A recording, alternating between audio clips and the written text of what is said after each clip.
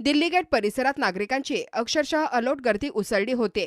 कार्यक्रमात बाल शिवाजीचा पाळणा गीत व नृत्य, महिलांचा लेझिम डाव तसेच लाठीकाठी, तलवार, दांडपट्टा, मर्दानी खेळ आणि मल्लखांब यांची चित्तथरारक प्रात्यक्षिके सादर करण्यात आली। याशिवाय मार्कंडे शाळेच्या विद्यार्थ्यांनी ढोल पथक व लेझिमचा डाव सादर करून वातावरणात शिवमय जल्लोष निर्माण केला। कार्यक्रमादरम्यान छत्रपती शिवाजी महाराजांच्या पुतळ्यास बाजार समितीचे माजी सभापती भानुदास कोतकर यांच्या हस्ते अभिवादन करून आरती करण्यात आली।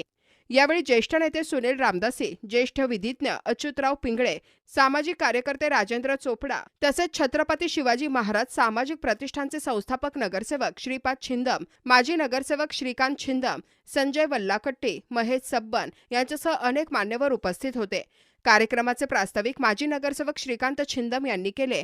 यावेळी प्रतिष्ठानचे अमोल बोल्ले, शहीद शेख, रोहन येनगुंतुल, उमेश मेरगू, सागर लोढा, अमृत वन्नम, अक्षय माथेसूळ, संजय अकुबत्तीन, हेमंत गायकवाड, राजू म्याना, राजू जामदारे, विनायक गुडेवार, विजय सामलेटी, नरेंद्र गुरुड, जयंत कारंपुरे, किशोर हरबा, स्वप्नील दिवाने, रोहन येनगुंतुल, सागर बल्लाळ यांच्यासह अनेक कार्यकर्ते व नागरिक मोठ्या संख्येने उपस्थित होते। माता भगिनी, आपल्या अहिल्यानगरवासी आणि सर्व मंडळाचे पदाधिकारी यांनी अतिशय परिश्रम घेतलेले आहेत। आज कार्यक्रम अतिशय यशस्वीरित्या पार पडलेला आहे आणि कार्यक्रम घेण्याचा उद्देश शिवरायांचा जयजयकार होणं एवढंच आहे। जे कोणी माझ्या बाबतीमध्ये काही राजकीय किंवा आंतरराष्ट्रीय काही बंधूंनी काही अर्ज भानगडी केल्या होत्या तर त्यांना सुद्धा त्यांच्याबाबत सुद्धा माझ्या मनात कोणत्याही प्रकारचा द्वेष नाही।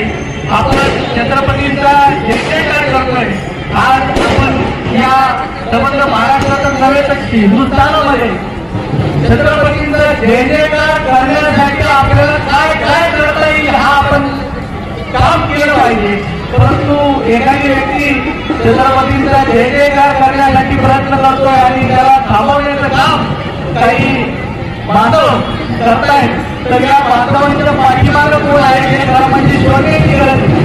खरं म्हणजे या बांधवांचं सुद्धा हे सगळं आज प्रात्यक्षिक पाहून या बांधवांच्या मनात सुद्धा वाटलं नाही की अशा पद्धतीचा कार्यक्रम इथं घेतला गेला।